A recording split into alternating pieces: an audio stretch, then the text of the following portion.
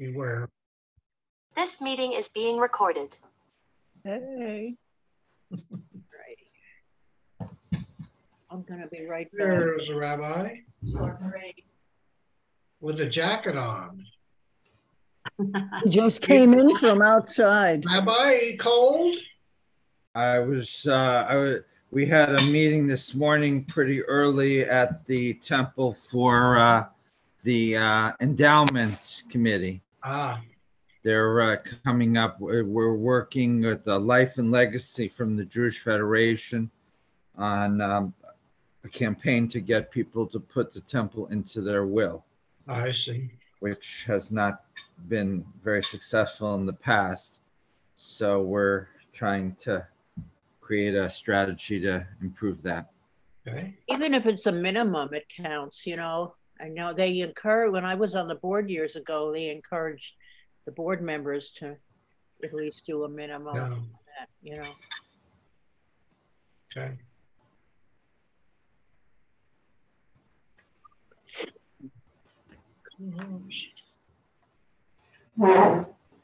Bless you.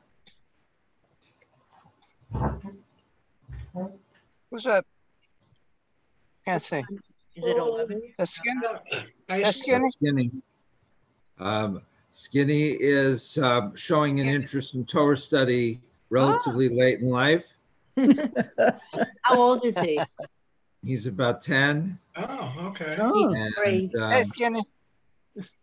The issue was mostly dealing with ham slices, that he felt he couldn't devote himself wholeheartedly to a religion that wouldn't let him eat ham slices.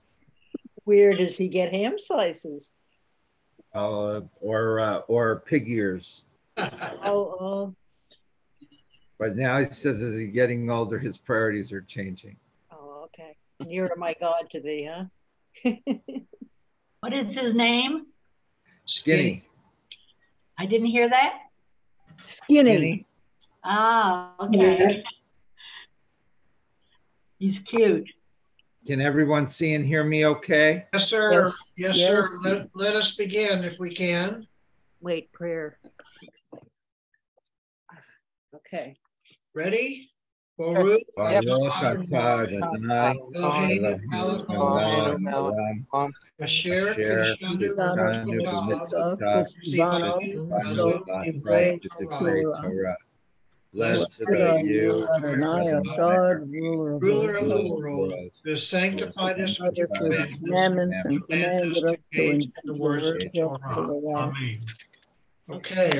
So we're on the Ner Tamid, I believe, this week, which is, does anybody know what page that is? 71. That is 71. Okay, 71. And today Susie Schlein was in the office and she's rejoining the temple. Oh, good. And she's also, it's her birthday today. Oh. So if anyone knows her, you may want to give her a call. She would be thrilled, I'm sure. Okay. 71? Yep. Okay, hold on.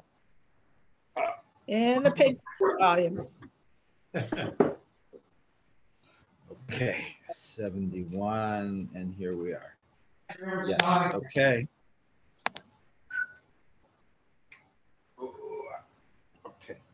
Okay. Okay, so Ner Tamid. This is in our temple. Do we have a Ner Tamid? Yes, we do, up on the bima. Above the ark. Does anybody know who donated it or where Yes, it came from? Bob Gurney. Bob Gurney did. Oh, really? Didn't know And that. was this the original Ner Tamid or this is an upgraded one? I think it's an upgrade. It has to be an upgraded one. The temple's older than that, yeah. In Jamaica, they had two Ner Tamids.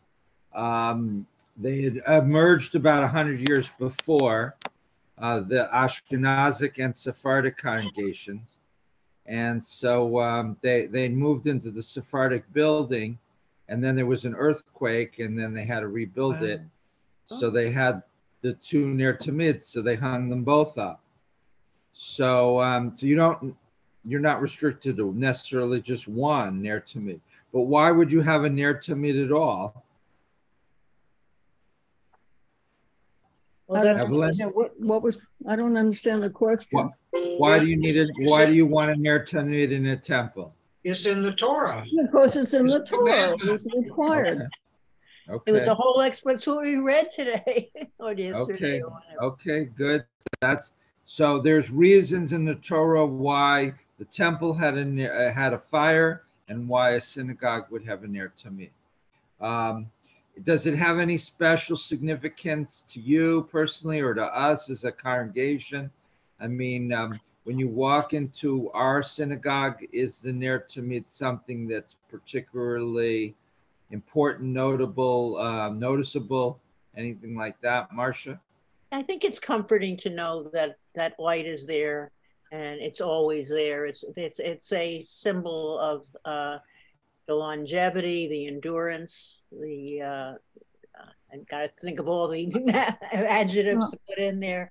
But Yes, but the symbol of the menorah as well is equally as comforting. And whatever other symbols there are, such as the art glasswork that we have, the stained glass. I mean, these are all things that enhance the spirituality and the feeling of belonging when you enter the temple or synagogue, as the case may be. And it's universal. So you go yes. into any congregation, you're going to see the Ner Tamid.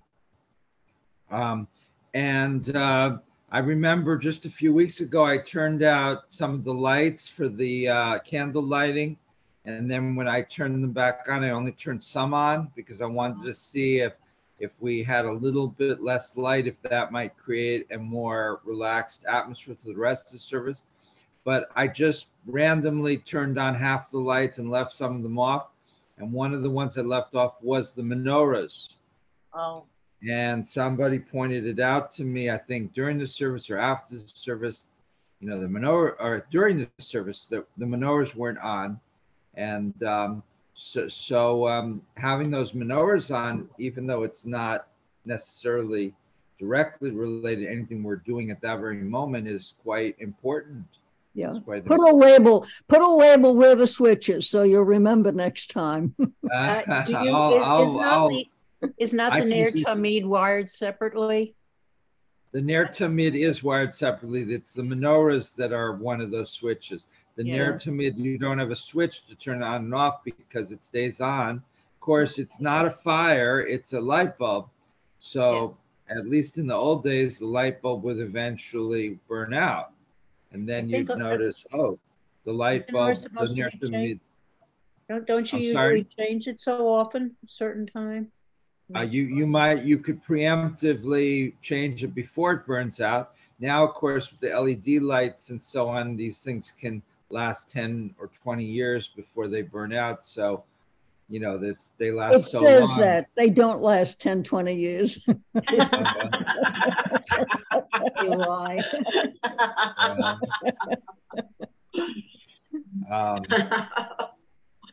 Okay, so page 71. Do I have a volunteer to read? I'll read it. Okay, Evelyn. Okay, what is the Ner Tamid? For centuries, the light hanging just above the ark where the Torahs are kept on the eastern wall of a synagogue has been called the Ner Tamid, or eternal light. It is part of the architecture and religious symbolism of every Jewish sanctuary. Sometimes it is an electric light. At other times, it may be a flame fueled with oil. Often, it is artfully crafted out of precious metal or glass. Many commentators believe that the origin of the Ner Tamid is found in the opening lines of our Torah portion, Exodus 27, 20-21. There is disagreement, however, over how the original Hebrew of those lines is to be translated and understood. Compare the following versions from the Torah, Jewish Publication Society of America. Quote, "You shall further instruct the Israelites to bring you clear oil of beaten olives for lighting, for kindling lamps regularly."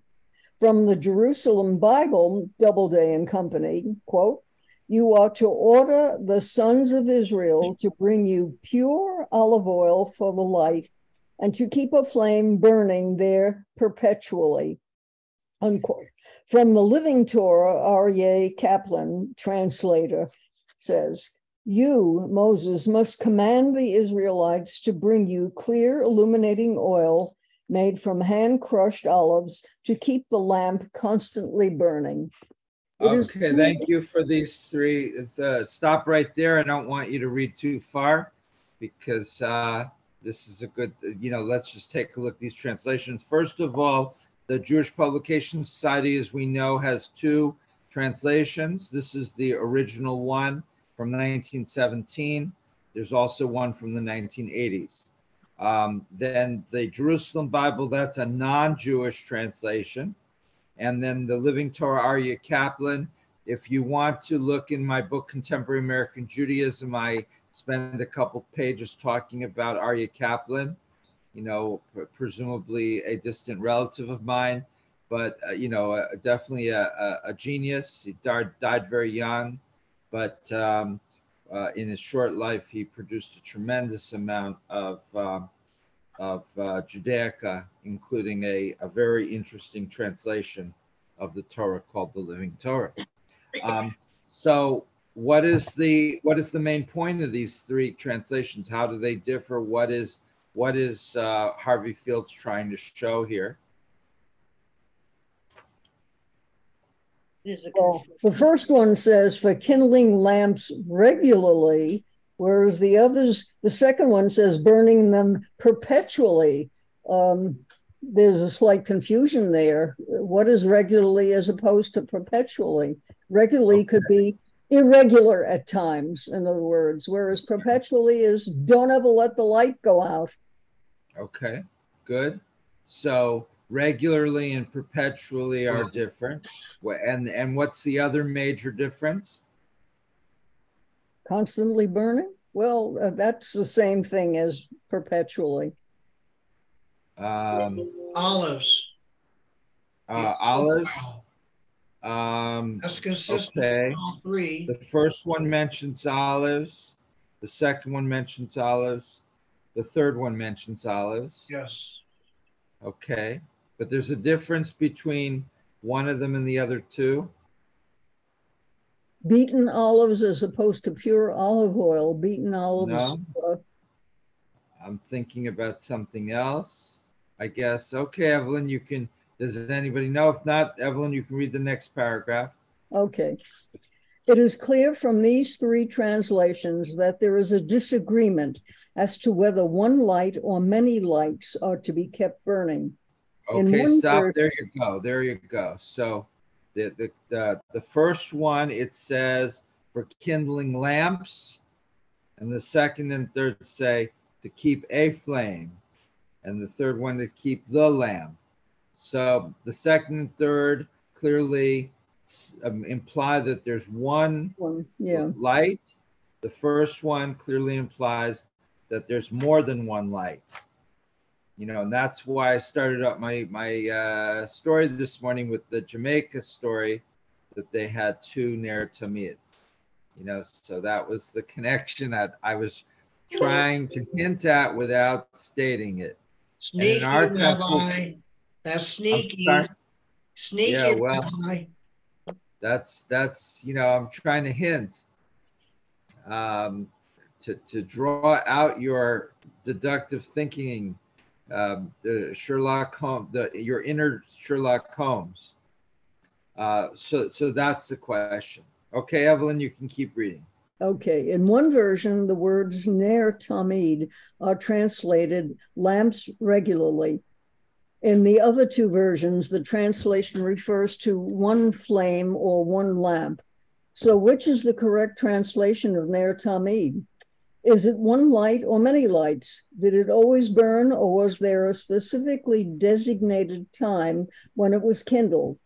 If one right, so it doesn't say there whether this is supposed to be lit 24 hours, 7 days a week, or, like Shabbat candles, we light them at a specific time and they burn out in a specific time.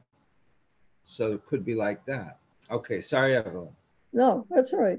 Well, then what's the disagreement? Because the last two listed say lamp constantly burning or burning perpetually, as opposed to the first one, which says kindling lamps regularly. I mean, that was the difference between the first one and the second two. Mhm. Okay, let's see. I have a question. Yeah.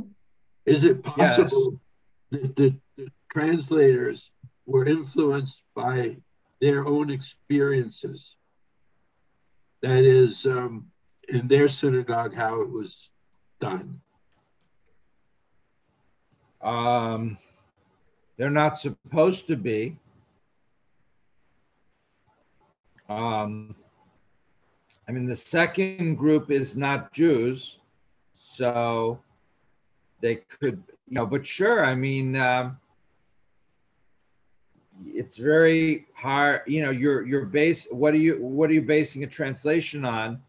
You're basing it on your knowledge of biblical Hebrew. You're basing it on your historical knowledge of what historians say was done. So, and all of that is very easy to be influenced by, modern perceptions. Like when the original group studied the Dead Sea Scrolls, and they had exclusive rights given from the Jordanians. They were mostly Catholic priests, so they called the Essenes these, ancient Jewish equivalent of Catholic priests. Were they? So we naturally look at ancient Judaism from our modern perspectives, right? Things that are familiar to us, we associate with them because that's what we have to go on, right? We really can't relate to life living in a cave and drawing on a wall in a cave, but we know what it's like to live in a house and go to a supermarket, and so it's just natural. So Bernie, I think the answer is yes, but how much and whether it's severely prejudicing them, it's hard, that's really, really hard to say. Other comments? Yes, Marcia. Well, I know as if we continue reading, they're talking about doing it from sunset to sunrise, but having it on all the time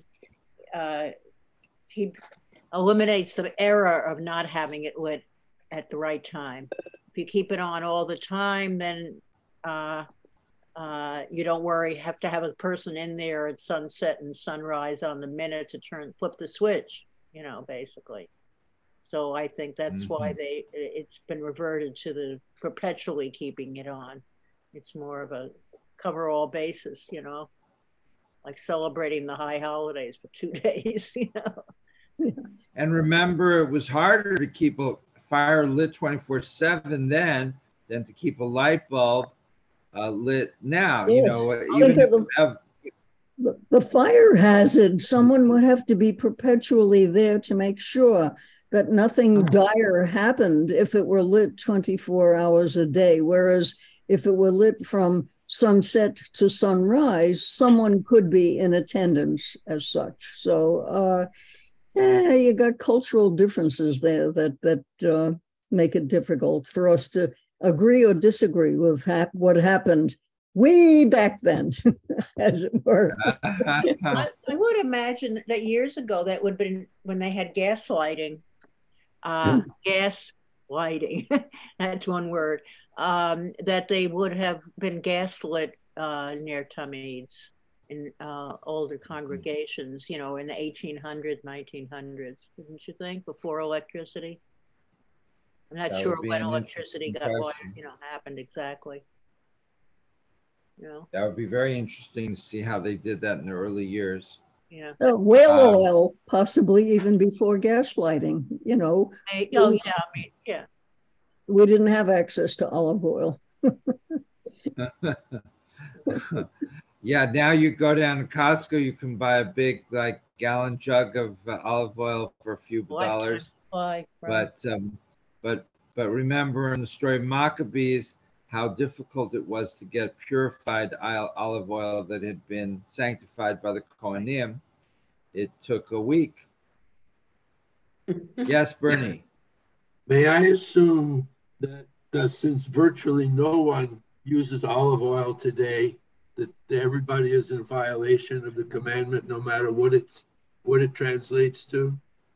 Since all the translations that we've seen here say use olive oil. Okay, so explain that. So why don't we in the temple use olive oil, since it's so available at Costco? Well, it wouldn't be hand pressed by the rabbis or whoever anyway. Well, we could get Chabad to sell us some of their olive oil that was done right. Do they Bernie's do it pointing with at olive? Bernie's suggesting that not only myself, but the entire board are negligent in our duty. We're taking a shortcut. Well, that would negate the Hanukkah menorah lights and any other lights. They were always specified to be pure olive oil, pure this or pure that. Oh man. So you're going to give me a lot more work. What leads me to believe is that the light is the important thing and not how you get there. Yeah, the symbolism. That's right. The symbolism is the light, not What's the the Orthodox? day. So, but why? So there's a step or there's a historical process that you're not explaining fully. Lorraine or Riva? What's missing? What's missing is the significance of the light. I think when I go into a synagogue, no matter where, what country, what state, I feel safe because a light is burning on the Torah and it's protecting us. And it's a wonderful feeling. It's like the prayers. They sound, maybe the language sounds a little bit different, but the melodies are the same. No, the words are the same, but the melodies are different in every So then synagogue. Okay, you're right. The question remains, if all three translations say it should be made out of olive oil, why are we using an electric bulb, LED or not? Why don't we put olive oil up there? I think Minya has volunteered to get on a ladder and pour in olive oil every morning. And we haven't taken her up on this because we said it's not necessary. Why is it not necessary? It's dangerous. At the days when they were using the olive oil for everything like that, for lighting, we didn't have electricity. I mean, it was impossible. Okay. And It's a we matter moved on. But I have to say that for my Shabbat candles, I use the olive oil with the discs, and that's very meaningful for me. But for forever, there was no electricity, and we have to move on. Some things. Okay. It's a matter of expediency, in a sense. There you go. All right. So Donna and Evelyn are saying they didn't have electricity. Now we have electricity. But what allows us to make that change in halakhic terms? What has changed historically that is different, that allows us to do it differently? Marcia, Bernie, Cy Perlis, he had surgery yesterday, and hopefully everything is good. But he couldn't be here today. If he was here, he would be able to give us the historical perspective. Marcia, Bernie. Is it the synagogue versus temple? There you go. Thank you. Thank you. Thank you. Explain. Explain a little more, Bernie. Well, I presume that these rules were laid out with the temple in mind. First the tabernacle, and then temple 1, then temple 2. But once temple 2 was gone, then people were a little bit freer to make their own choices. It probably, the concept of the light carried over, but not the concept of how you got there. Excellent. Thank you, Bernie. If this was a college course, you would get an A. But it's not a college course, so you don't get an A. But You don't get anything. So our temple is called a temple, but it's not a temple. It's not the Jewish temple. It's a Jewish temple. And we call the Reform movement in Germany started calling synagogues temple as a polemic against the Orthodox, because Gustavus Poznansky, who was the first rabbi of the first Reformed synagogue in the U.S. in Charleston, South Carolina, in the 1830s, when they dedicated the temple, he said, "This is our temple right here in Charleston. This is our Jerusalem. That we're not looking to go and pack up our bags and follow somebody who says they're the Messiah and go back to Israel and restore animal sacrifices in Jerusalem temple. We want to practice Judaism right here in Charleston now and way into the future." So this was kind of a rejection of this Messianic Zionism, if you will, that all the Jews are going to go back to the historic land of Israel. And it was a rejection of the restoration of animal sacrifices. It was a rejection of a lot of things. And so that's why we use the term temple, TBS rather than SBS, synagogue. And but we call it a synagogue as well. But just because we call it a temple doesn't mean that it's a temple. So there's no animal sacrifices, and we don't follow the rules that the Bible says about the tabernacle or the temple, not about the Ner Tamid, and not about a lot of other things. Rather, we follow the rabbinic rules about what is supposed to be in a synagogue. And yes, Marcia and Lorraine, and if Babette wants to say anything, you can. And if she doesn't, I think Lorraine was adjusting her hair. Lorraine was playing with her bangs. I thought so. What do the Orthodox congregations do? Same thing as us. Oh, they're all right with the electricity also? Because the same reason, it is a synagogue, not a temple. So they're not trying to follow the rules about a temple. So if we were to rebuild the Jerusalem temple, there's experts there in Israel who would say the Jerusalem temple, you have to have this and this, and they're not going to have an electric Ner Tamid. They're going to have a fire, presumably. And there's going to be place for the Kohanim, and there's not going to be any role for the rabbis, really. There's no rabbis in the temple. There's just a Kohanim and Leviim, and there's animal sacrifices, and there's grain sacrifices, and there's places for the people. The women, there's a women's deck, and so forth. And there's a place for non-Jews, but it's not a synagogue. It's a temple. It's the temple. Yes, Marcia. I got reamed out big time in San Diego when I introduced a conservative rabbi at a community Seder as him being from Temple Beth Israel, whatever it was. And no, it was this conservative congregation. He was Congregation Beth Israel. It was not Temple Beth Israel. And I didn't forget that. So, because the word temple is associated with Reform Judaism, not conservative Judaism. They were based, probably this rabbi, he felt he's basically Orthodox, but just kind of modernizing Jewish law a little bit here and there. So he didn't want to be associated with the sentiments I expressed. The word temple implies this is our temple. We don't aspire to rebuild the temple in Jerusalem. Now, whether this guy wants to rebuild the temple and restore animal sacrifices, I don't know. But we can ask him. Is he still alive? Rabbi, would it be incorrect for us to label ourselves as synagogue? In other words, if I said synagogue temple, synagogue Beth Shalom, would that be incorrect? Would that be giving the wrong message, shall we say? Not really, because we can use both words, but the word temple has very distinctive ideological overtones, whereas a synagogue is any synagogue.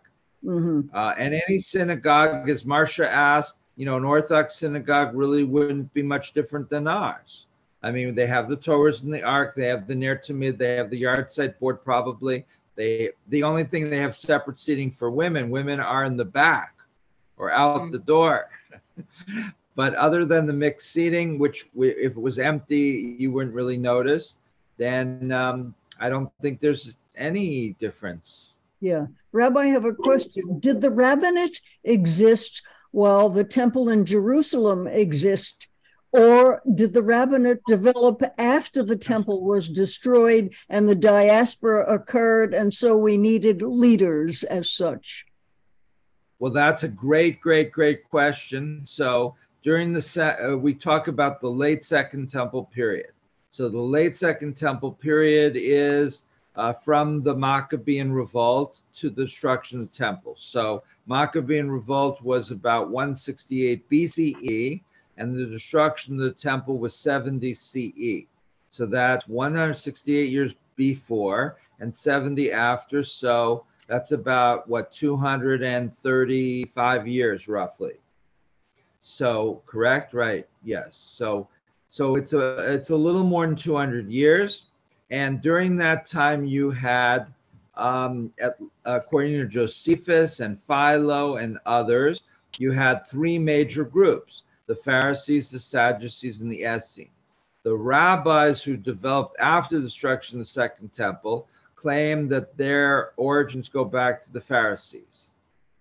So the Pharisees, there's a book by Reformed thinker Jacob Pedakowski called Heirs of the Pharisees. Heirs meaning H-E-I-R-S, meaning that we today as Reformed Jews even see ourselves as heirs of the Pharisees through the rabbis.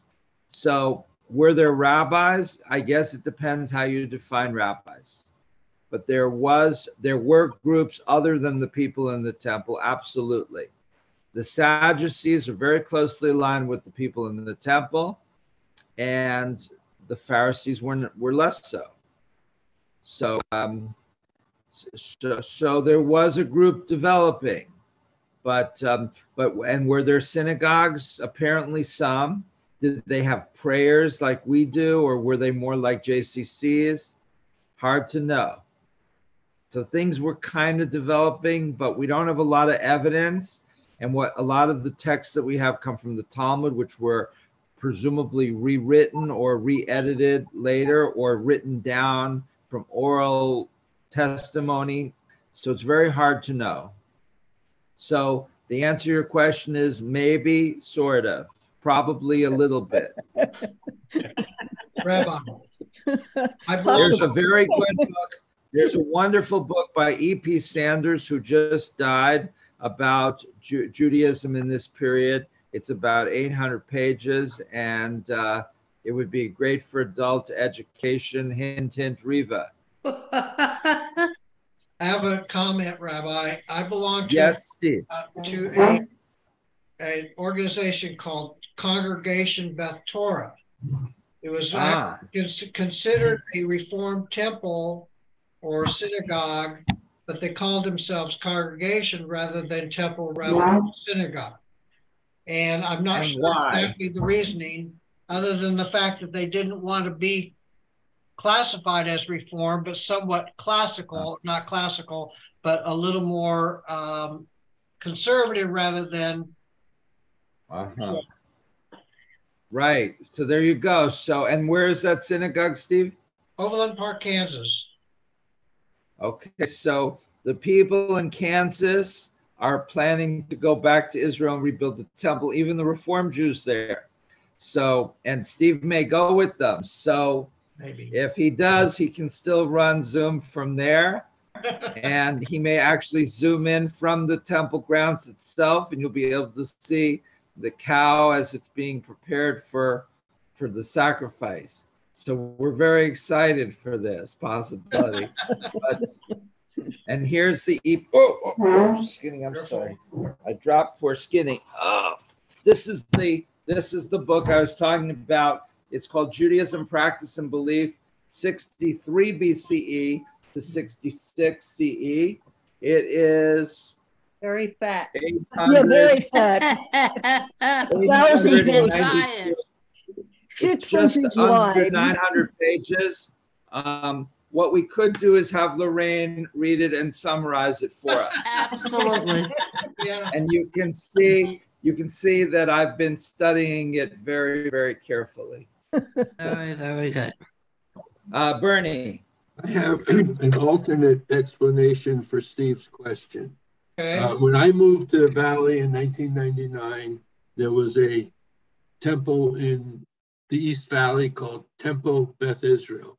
Mhm. And sometime in the early 2000s, they renamed it to Congregation Beth Israel, saying a temple is a building. We are a congregation. Wow. Oh, okay. Okay. Good comment. Israel's the big one, isn't it?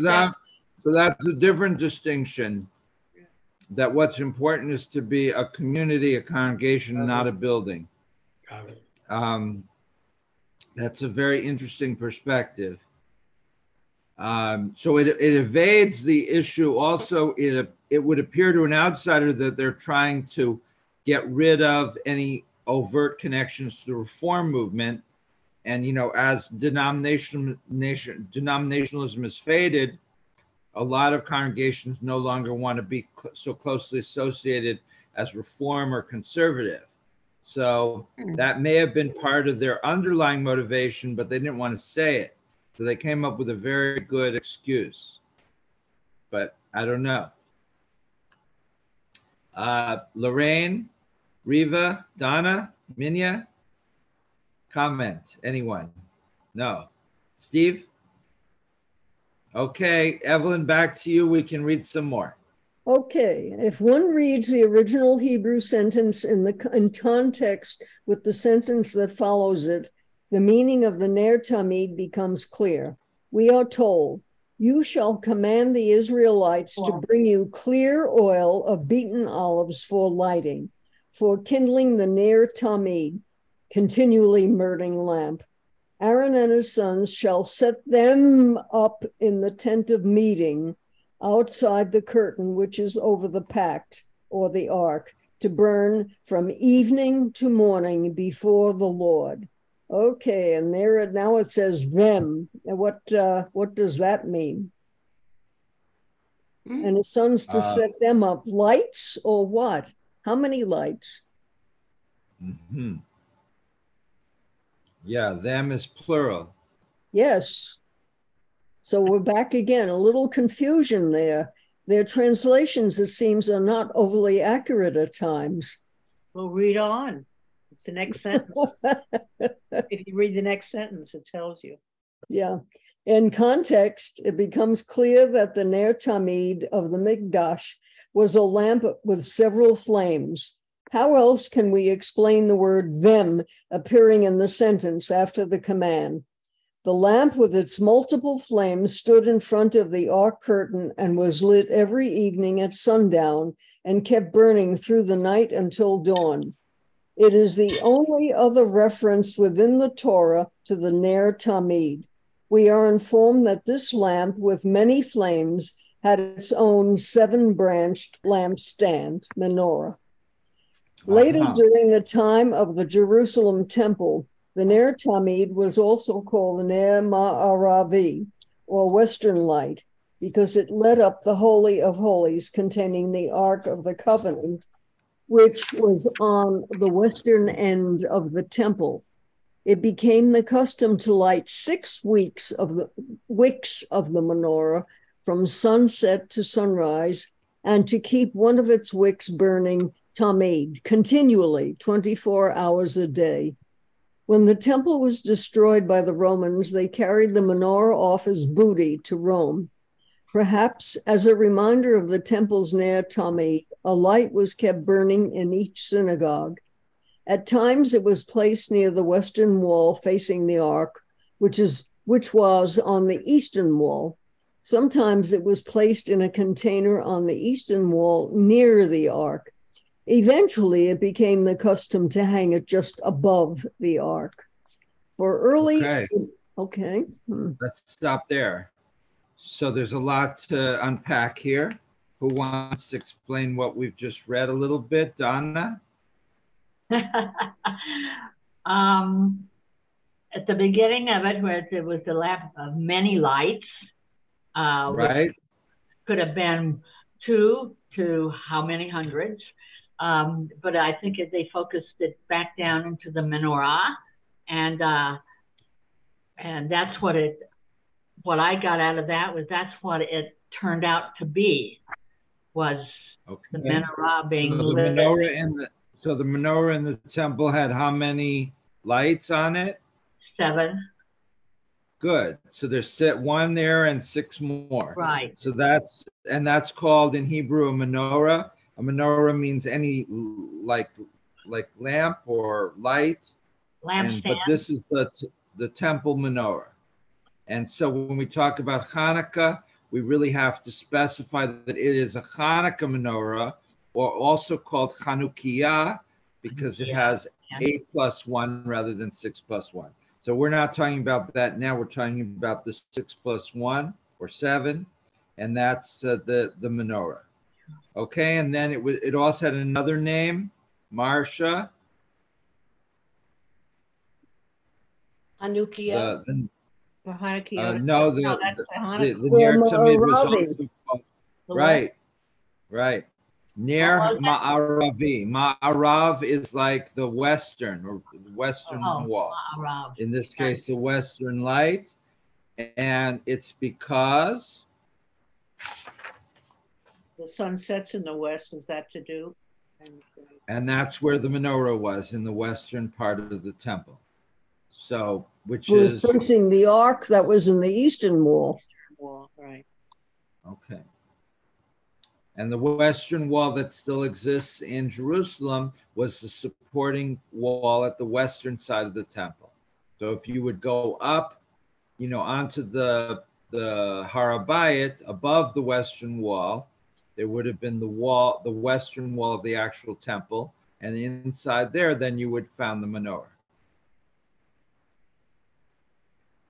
Did they ever find that menorah that was captured by the Romans? Was it ever? The problem was they didn't put one of those these AirPods on the menorah. These things, if they put one of these, then on our cell phones we could just click it and we'd know where the menorah was. But so what happened to the menorah? It was melted down, probably. It was solid gold. So nobody knows what happened. The Romans took it off, and that's the last of us came. But remember, Rome was sacked by the Vandals, right? The barbarians. So the barbarians got control of all this stuff, and who knows what they did with it. But they didn't have appreciation for great cultural things. So I wondered if it was in the basement of the Vatican or something. Well, that's another possibility, but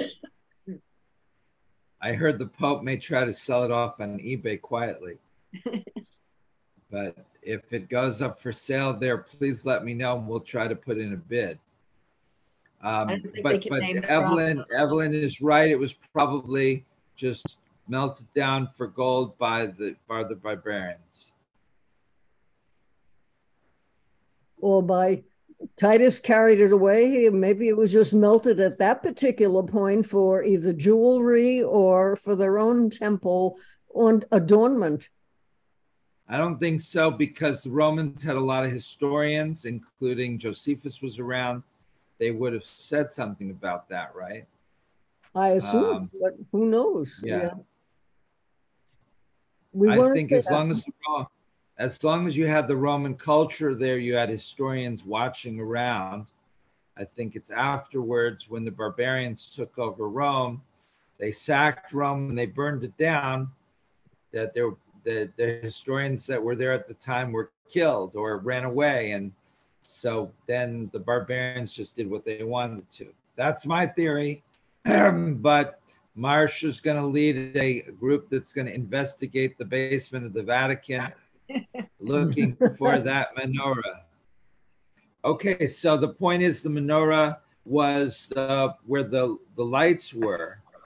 So is a menorah a ner tamid? Is this the same thing? Bernie? No, If the one, oh, it well, one part of it was apparently the center part was kept lit continually, and the other 6 were just from sundown to sunup.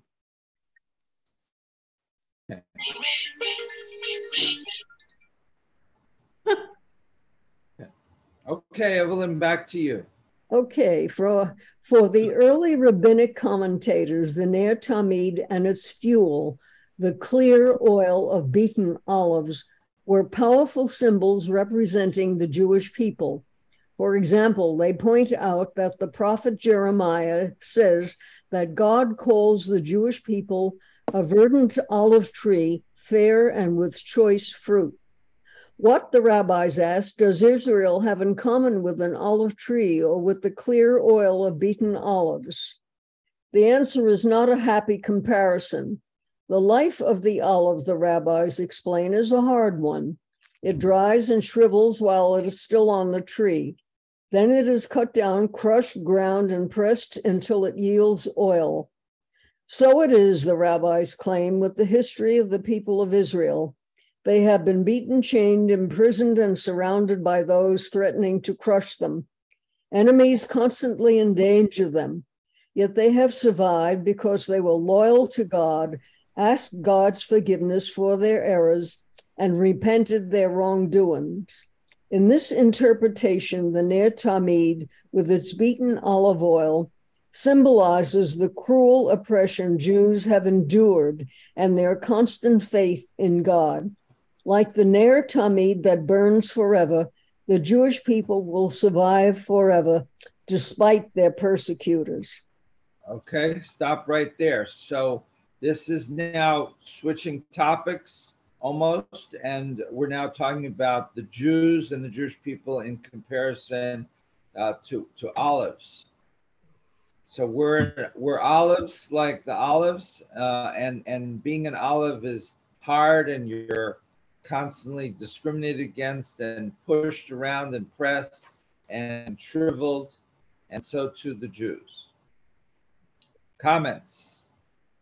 I think it's a silly comparison, to be perfectly honest. It's a symbolism, and maybe it made sense to those people who were perhaps uninformed and unable to comprehend what had happened. So they had to give a concrete example to the common people, as it were, to make them understand what it was to be oppressed. You had to have something concrete that they could relate to. In other words, an intellectual, philosophical, theoretical concept may have been beyond them. And so by making it a practical comparison, it made more sense to compare the trials and tribulations of the olive to the oppression of the Jewish people. Otherwise, why bother? I don't know. All right. Steve, do you feel like that you're like an olive?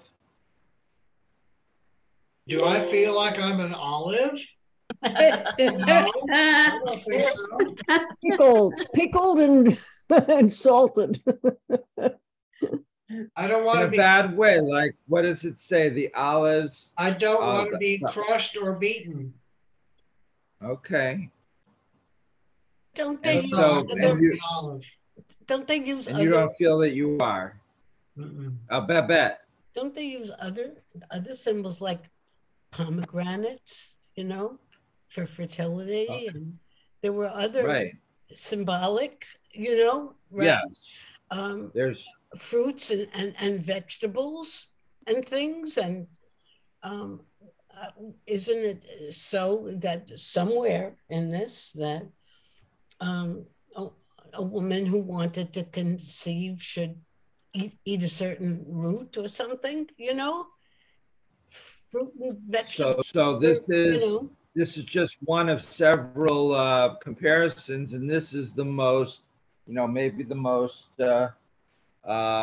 unfavorable one, but it's not unfavorable in that the rabbis here are saying the Jews are loyal to God, but is saying that by being loyal, there's a lot of difficulty that people will, cut us down and crush us and ground us up and press us, and this is hard. And and looking at the history of the Jewish people near and far, I mean, there's constantly persecution. So,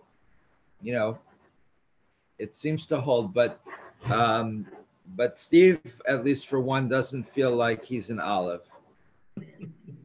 No, not an olive. The Lion of Maccabee, maybe. Maybe. And I don't feel like I'm an olive. I don't feel I've been crushed or beaten down at all. Quite the contrary. You branched out everywhere like a tree. But olive trees don't branch out everywhere, so it wouldn't be an olive tree. Yes, but there's in fact, Ben, our star bar mitzvah, our star religious school student, he was saying that his family, they have a wandering Jew plant. Oh. So, and a wandering Jew plant is a plant that I guess the not the branches, but the flowers. Yeah, they're like branches, but they're softer, and they just wander. And so, that was named after us because we have had to wander from country to country. And in the medieval times, Jews got expelled very regularly from various cities and, counties and so forth. So maybe they were the ones. Well, before that were crushed and whatever, and they were during slavery times. And now you can say, no, I don't feel crushed. I don't feel that way, but relatives did. And also with the growth of anti-Semitism today, there are many families I think you could talk to that say, yes, they feel just crushed at the loss of a family member. And again, we have not been damaged yet the way the Jews were in Germany in the 30s and 40s. And if that, heaven forbid, should happen to us, we would feel crushed as well. That's right. We've been fortunate in that we have not been physically and verbally as oppressed as other times in our history. But that could change. That's another story. That's another story. Another Geschichte, as my mother would say. But yeah, and things can shift very, very rapidly. And you see that a very significant percentage of any population can be led in any direction if there's a strong leader that has enough charisma and if the trend moves in that direction. So you get 30, 40, even much higher percentage who will just follow things regardless of complete lack of any rationality. So that could work to favor of anti-Semites, or you could just have people believing in other crazy things that doesn't affect us. But the danger is there, I think CNN just did a special report on anti-Semitism. I recorded it, but I just was not up to watching it. I mean, it's out there now, and I think we have to be vigilant about it. See what's going on. Okay, Evelyn, if you want to read a little more, we'll keep going. Shall I read the bottoming? Does suffering make Jews better? Yes, the whole box, I think, is relevant to our olive discussion. Yeah. And maybe reading more about this will help Steve connect to his inner olive. The people of Israel is likened to an olive, which yields up its oil only when it is crushed. For the people of Israel reveal its true virtues only when it is made to suffer.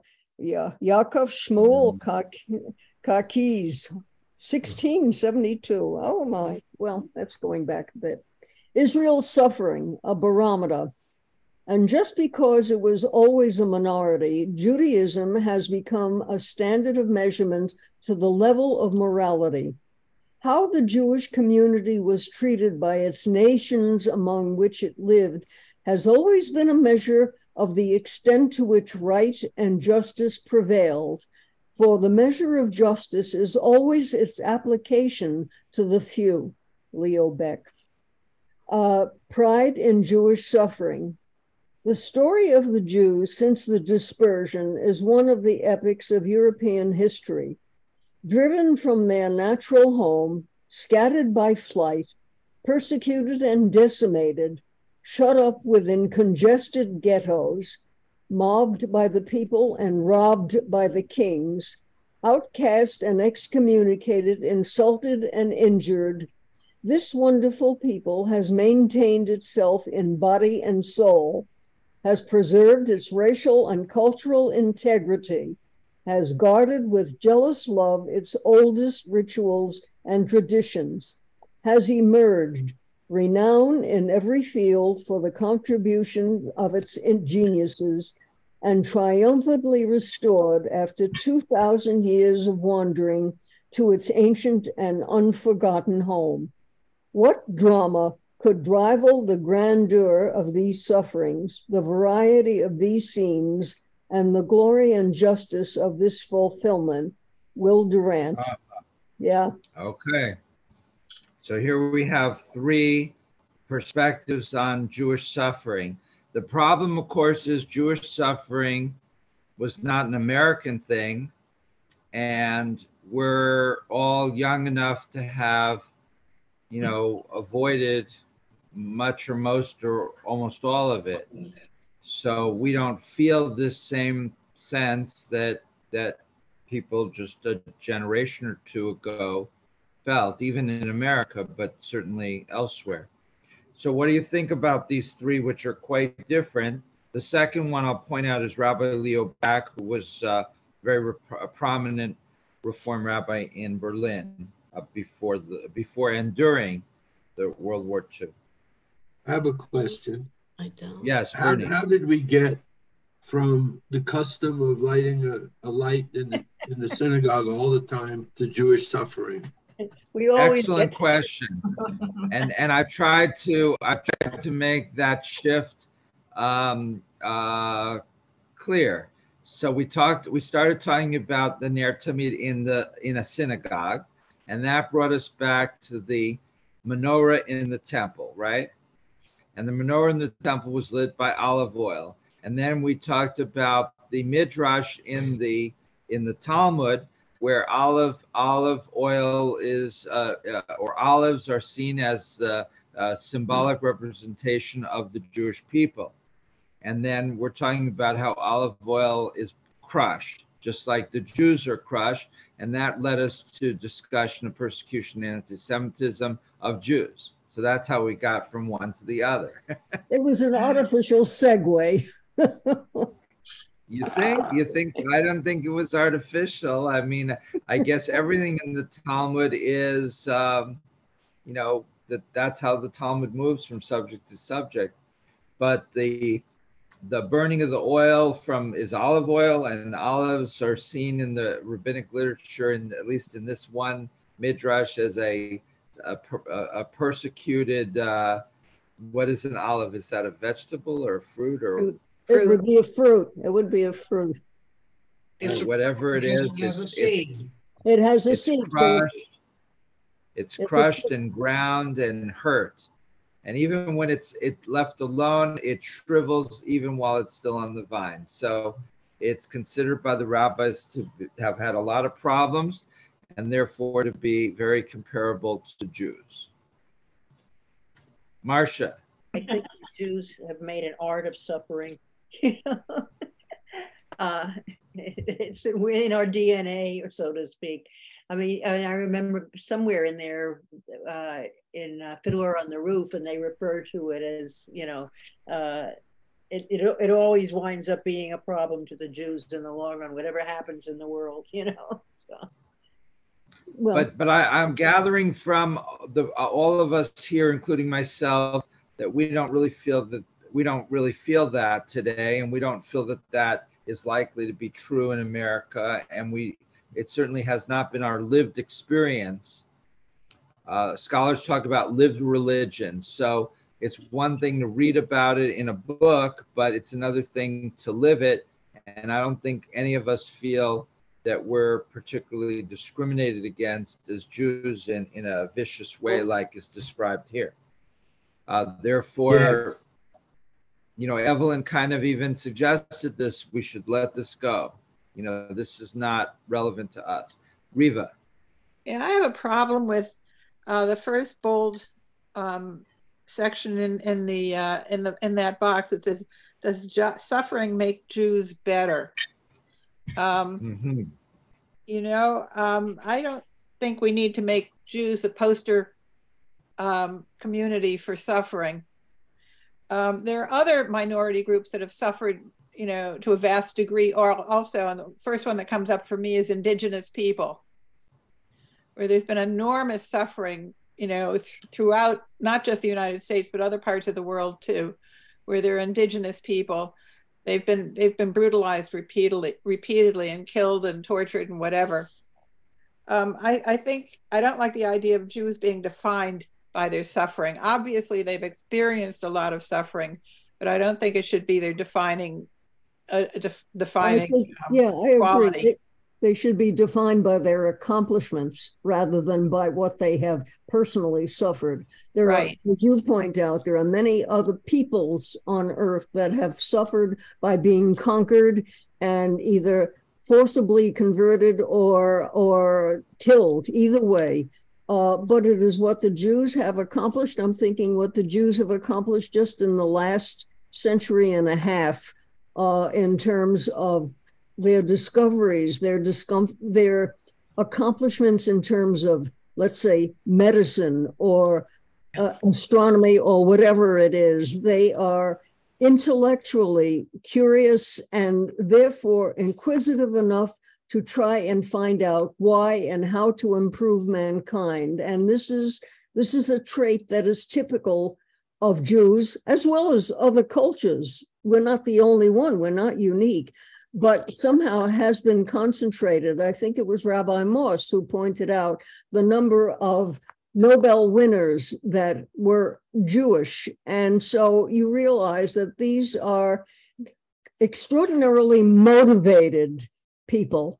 And what does the Jewish mother say? Go to school, become, years ago, if the mother wanted her son to become accomplished, he had to become a doctor or a dentist. It had to be a professional. Yeah. And so, they wanted them to achieve and to accomplish. And I think this is a trait of our culture, its emphasis on education and wanting better for the children. No matter how good we have it, we want the children to be even better off than we are. And this is what? Part of our culture, I guess. So it's, I agree with Evelyn. However, I don't think we can avoid looking at that it has become well known. I don't know anybody personally in this situation, but that the college campuses have become quite anti-Semitic across the United States. And I haven't talked to any of the students personally. Maybe some of you have, but I have to accept and know that this is happening. And when anti-Semitism grows, that is not a good thing for anybody. And how do you feel about this particular quote that does suffer? This rabbi, I tried to Google this rabbi and nothing comes up for him, for Yaakov Shmuel Kakiz. Nothing. Google never heard of him. So I guess, and there's no reference here to any book or any source. So Harvey feels really he had to look to find the olive quote. That's what the problem is. But I believe this is this is definitely a legitimate quote. But oh yeah, sure. But he must have looked hard to find it, is what I'm saying. Yeah. He had to do a lot of research. I'd be curious to see where he found this from. How he wrote this book before there was an internet, so he must have had some source. And I don't know why he, because if you look at the other quotes in the box, Leo Back, he puts the name of Leo Back's book and even the page number, as he does with Durant. But under this rabbi, he just gives the rabbi's name and the years, not even what book it was in.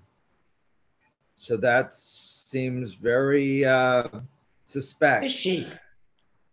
That's what you do when you have a convenient quote, but really no stable source or no reliable source. Yes, I think that's exactly it, Riva. That's exactly it. But the quote is really good. I mean, maybe we disagree with it, but it's provocative. The people of Israel is likened to an olive, which yields up its oil only when it is crushed. So does anybody identify with this in a positive way? Does anybody feel offended by it? No, but when the olive is crushed, what comes out of it? A marvelous Chardonnay or whatever. Well, olive oil, That's a grape. But isn't there a quote in modern America that your finest character traits come out when you're under the greatest adversity? Probably, yeah. I mean, I was watching that NYU business professor who's just came out with a new book on YouTube yesterday, and he said he thinks he became the person he became because he was raised by a single mother with really no money, and that he had to perform in order to escape the problems of his life.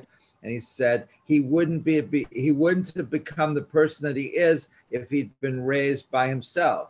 His children don't have the motivation to achieve, the same motives for the motivation that he had, because they're raised in a much more affluent setting with two parents, and everything's so much better for his children than for him. But counterintuitively, perhaps that provides them with less incentive to be motivated. Yeah. Marcia, Evelyn and Marcia. Okay. Apropos of that, I'm thinking of an article that was written about Yitzhak Perlman, the world famous violinist who suffered from polio at a young age. And the feeling was that would he have become as great a violinist as he did become if he had been a normal boy, able to go and play football, baseball, run and romp and do everything else. Because he was immobilized, he was forced, and he loved music, and he had an ability with the violin. Being confined to a wheelchair forced him, in a sense, to concentrate on this one particular skill, which over a period of time enabled him to excel all others, in a sense. And so was it this hardship, this deprivation of immobility, that enabled him to become as great a violinist as he became? It's a possibility. He might have become anyway, but who knows? That might have been the incentive, the push that made him concentrate more on his musical abilities. It sounds an interesting thought. From the story outside, it seems obvious that his handicap presumably motivated him, and because you have to have something driving you to become the greatest at anything. Marcia. I was going to say there's that old saying, what doesn't kill us makes us strong. So adversity does inspire many people with that one. That's it. Where does that come from, that quote? I don't know. But I've heard it. I know it's around. Probably Gilda Radner. Gilda Radner. Never mind. Okay, Evelyn, are you willing to keep reading? Sure. Okay. Below the Will Durant quote. In another interpretation, some early rabbis suggest that the people of Israel and the olive oil of the Ner Tamid react in similar ways when mixed with foreign matter. When other liquids are mixed together, they form one substance. Not so with olive oil. When mixed with another liquid, it remains separate. It always floats to the top, above of all the other substances. So it is, say the rabbis, with the people of Israel. Their survival depends on their remaining separate, on Jews marrying Jews and creating Jewish homes in which children experience the celebration of Shabbat and Jewish holidays. Jewish survival also requires that Jews know their language, Hebrew, appreciate their history, visit or live in the land of Israel, and support the educational, religious, charitable, and social institutions of the Jewish community. Those maintaining this point of view argue that when Jews demonstrate such loyalty, they are like pure olive oil, which separates above all other liquids. In other words, they rise above all other people of the world. Their talents grow in greatness and they guarantee their own survival. Okay, what do you think? I Bernie. think it's great, it's true. All very nice, except that their original premise is wrong about mixing oil with other things. I mean, olive oil is no different from any other oil that you can mix with water, and it will separate unless you put a little detergent in, and then it'll mix fine. Well, you emulsify it. In other words, you've got a third element to create a union. And so my point is that olive oil is not unique in this situation. And you're speaking as an engineer. As a chemist. Yeah. Okay. Look in the kitchen. Oh that's how you get your dishes clean. You put a little detergent in to get the oil, the grease on the dishes into the dishwater. Oh my! So the premise here is wrong. Oh my! Yes, yeah. But to give them credit, we're talking about the early rabbis, not recent.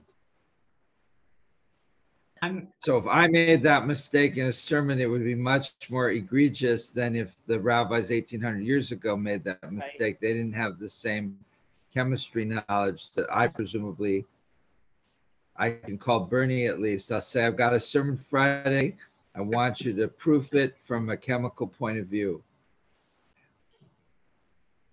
But leaving that aside, I mean, do you like the rest of it? I need to make a quick apology here. That a few minutes ago, I made the comparison of a good Chardonnay wine to olive oil. It's not, it's the grapes. But the olive oil that comes, I use nothing but olive oil in my house because I like the taste better. And I think, and I buy the olive oil from over at a place called Queen Creek, and they make the olive oil there. And so I don't think it's any different in any other oil that separates from what I have seen, but I do like it for its flavor and from what it comes from. Rabbi? I did like your comparison though, because olives and grapes are both squeezed and the liquid is used from them.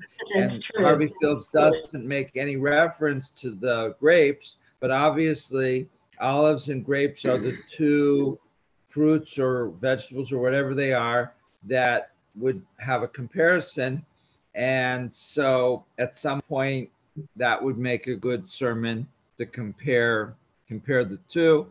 So maybe we could convince Steve that he's to cultivate his inner grape rather than his inner olive.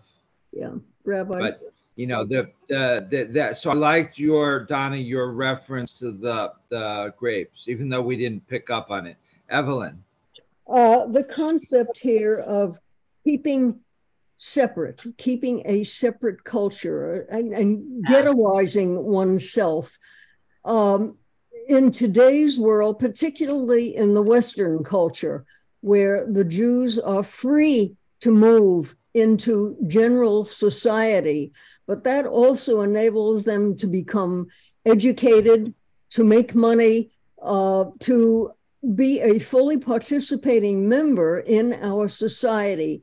If one is to completely isolate oneself, like the Amish tried to do in Pennsylvania, let's say, or wherever they are, you actually deny yourself advancement in a sense. You do not permit the culture to develop into what the current society is like. And I think you can't isolate yourself and be a participating member. It's different when the Jews were ghettoized, and the only thing that they could do was lend money, which is what happened in medieval Europe. That was the only position that they could have in which they could earn a livelihood. They couldn't own land, they couldn't have businesses, so the only thing they could do was lend money. And then when they owed too much, they were kicked out. In today's society, thinking of the United States or Western Europe, where Jews fully participate in the culture, doesn't mean that they have to deny their own religion and its practices, but to isolate themselves, I think, is wrong. And in order for Jews to be able to contribute to the society in which they are living in, they have to fully participate in it. So I think the concept is not compatible. And I don't know if there is an actual answer, but for us in the United States, we're free to move wherever we want to. We're free to take up any profession we want to.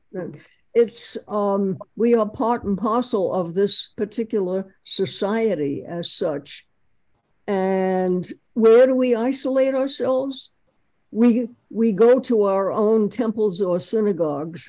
We collect as a group there, or we belong to our own religious groups as such. But in terms of participation, we still participate. We reach out to the community. We contribute to the community. So how can we isolate ourselves? How many people here have mostly Jewish friends? Raise your hands. I do. How many people here have, not mostly, but a lot of Jewish friends, more than the percentage in the population? Yeah. How many here have mostly non-Jewish friends? So there still is a certain degree of self-segregation, a little bit, but it's voluntary, at this point, right? Yeah, I think also too, when like you said earlier, it's a matter of community, and that's the strength that we get from that community through temple or synagogue or whatever. It helps you survive. My personal opinion. So it's not a question of discriminating against others. It's a question of forming a community of like-minded people for some positive purpose. Marcia, and then anyone else who hasn't spoken in particular. Marcia. However, with this joining the greater community comes assimilation. And that's a major problem for the modern Jewish population, because we've lost so many people to assimilation when people marry out of the faith and then they don't continue to be part of the Jewish community. And I think that's or they don't feel it necessary to maintain their faith, even if they consider themselves Jewish. They still figure they don't have to go to pray together or be together. So that is a major consideration. Yeah, and when I was little, it was a major consideration. Now it's a catastrophic avalanche. I mean, if I'm correct, that there's about 16,000 people of Jewish background in the West Valley, and no more, less than 500 of them are affiliated with any of the 4 synagogues, then you're talking about an affiliation rate of less than 2%. And so basically almost everybody, quote unquote, has just decided to forget about it, let it go. However, that's not just a Jewish situation, because all the churches are having this problem. Right. And in fact, there's studies that suggest that Jews have held on to their identities much more than other similar groups. So, which just shows that some things you can't fight against certain sociological trends unless you're willing to take certain steps. So the ultra-Orthodox, for example, they segregate to such a degree that, you know, they can maintain that separation. But you have to take some extreme steps and make sure your children take those steps as well. And to do that, you have to have a ideology that is very persuasive, and their ideology is religious based, and it rejects rationality. So it's impervious to logical argumentation. I have to leave. I'm sorry. Shavua Tov. Bye, Donna, and drink a little olive oil with your Chardonnay and see how it works. I'll do that. Okay. Other comments? Riva? Yes, Bernie. I don't know where to go with this, but I've been sitting here thinking that I live in a building here where Jews are about 3% of the population. And that's more than the general population, I would think. But I find that if we didn't have organized activities in the building, I would be totally lost. Because even though the people here are generally the same socioeconomic group as I am, and roughly the same age, I don't have a whole lot in common with them. Why? I don't know. Maybe it's me that I can't push myself out of my comfort zone. I don't know. And that's a good thing in a sense that a positive Jewish identity is supposed to make you want to associate with other Jews because we have certain things in common. For me, that's mostly intellectual ideas.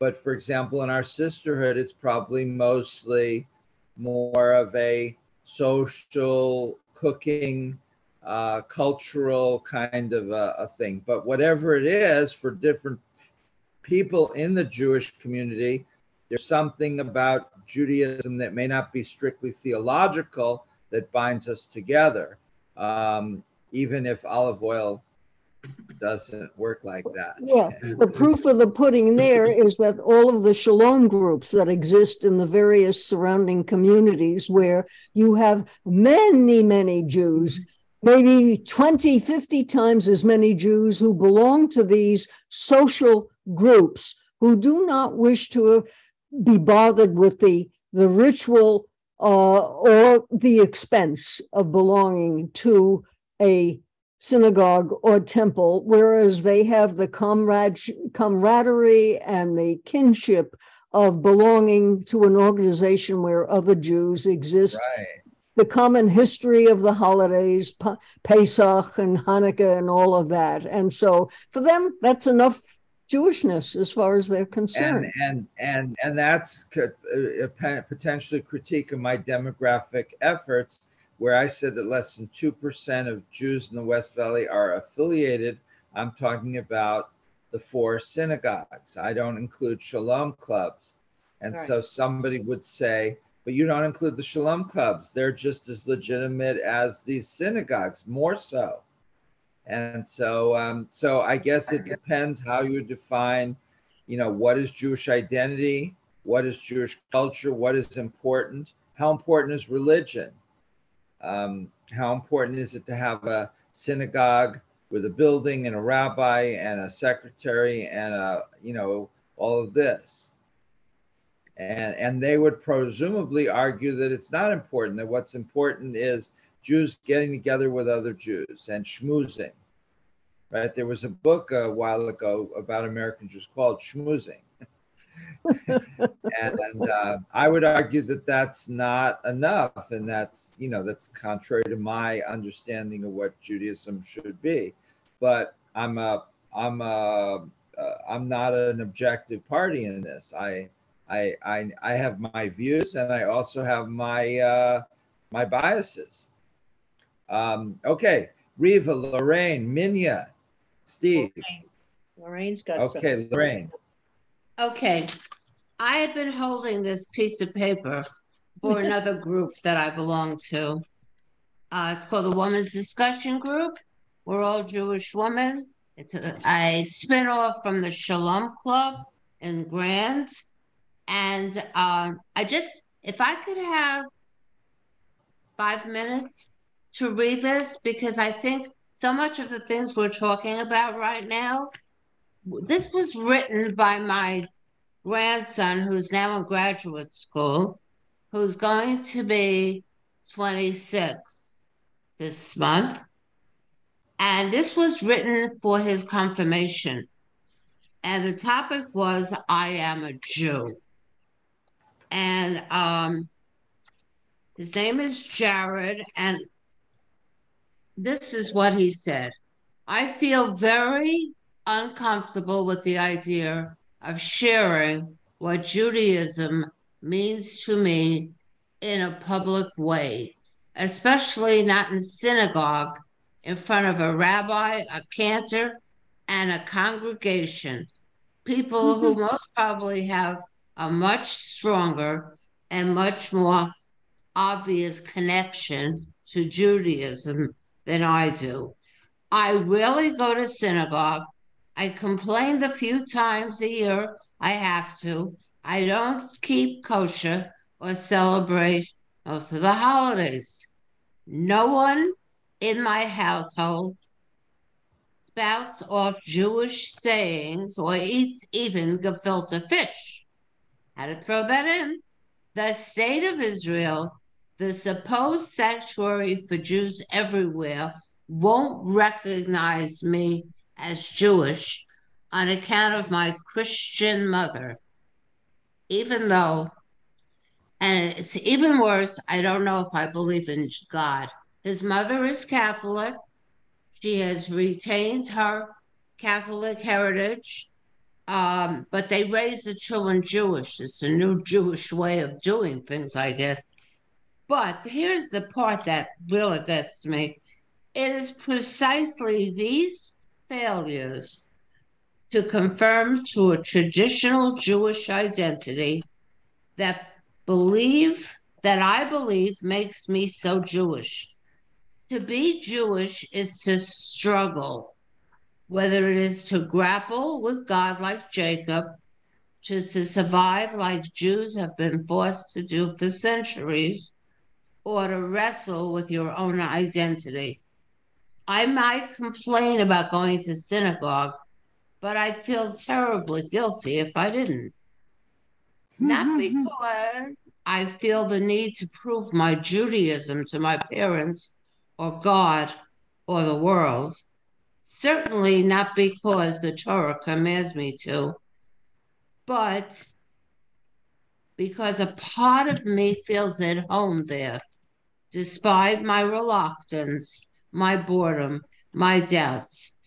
I'm Jewish because I feel something when I pray on Yom Kippur, even when I don't know what I'm praying to. I'm Jewish because regardless of my deviations from the traditional Jewish stereotype, I still want to be a Jew. I still feel something when the ark is opened, when I sing Mi Chamocha, or when I sit at the Seder table. I'm Jewish because I struggle to define myself every day, and that's a struggle that I don't think will ever end, which is why I am and will always be a Jew. Jared is now at Yale getting hopefully a PhD one day in economics. And he tells me he's hanging out with a group of kids that are all Jewish. I didn't think he'd find many Jewish children at Yale, but he is. Yeah. But more than that, here's a young man that has never expressed all these doubts and struggles. And he looks, you know how we say a goyish cup, or he looks like such a shegitz. Jared looks like his mother's family, I am sure. He does not look anything like any of our Jewish relatives. But the point is, this was a child at 15 wrote this for his confirmation. And this group that I belong to mentioned that we were going to talk about what constitutes a Jew. I called him up at school and I said, Jared, he said, oh, I could pull that up on the computer in 5 minutes for you. Well, it took a little longer than 5 minutes, but we did get it.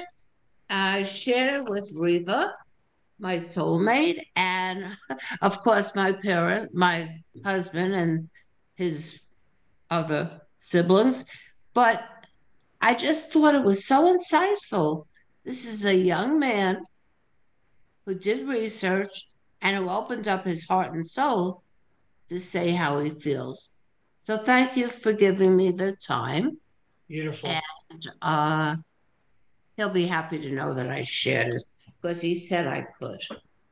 And Jared, he came to Torah study 1 week about a year ago. Yes, that's right.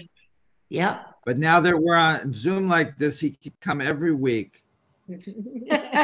That's true. I'll mention that. Tell him that his lectures at Yale are less important than this. That's right. All right. Well, thank you, Lorraine. And with that, I think we're at our 12:30. We're at 12:29. So I'm going to turn it back to Steve for the final blessing. Let us begin. Baruch atah Adonai Eloheinu Eloheinu melech Shalom. Asher Blessed